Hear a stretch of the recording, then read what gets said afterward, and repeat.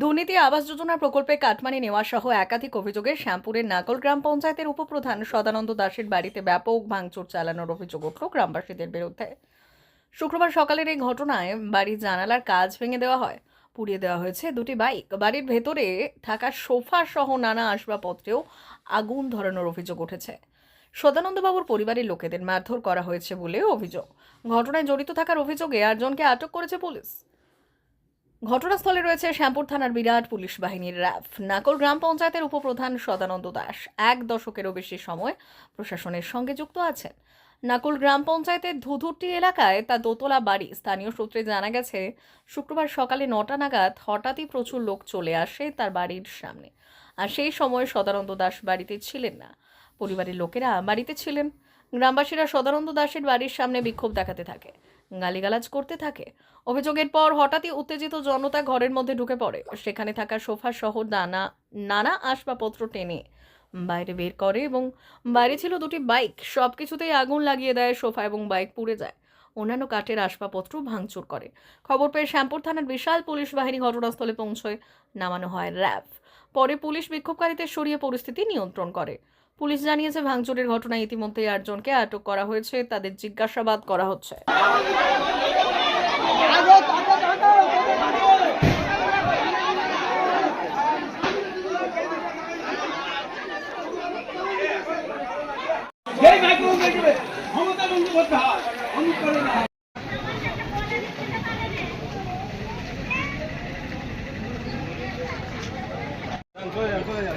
কোনো কমপ্লেন আছে চলুন থানায় দিন, কোনো কমপ্লেন আছে তো থানায় দিন, চলুন চলুন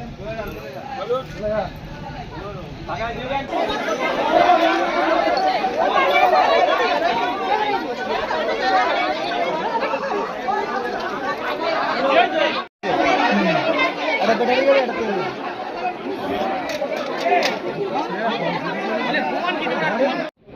নাকল অঞ্চলের উপপ্রধান সদানন্দ দাস এবং তার সাঙ্গপাঙ্গ আরও যারা আছে, তারা বহুদিন ধরে মানুষের সাথে অত্যাচার করেছে এবং দুর্নীতি করেছে।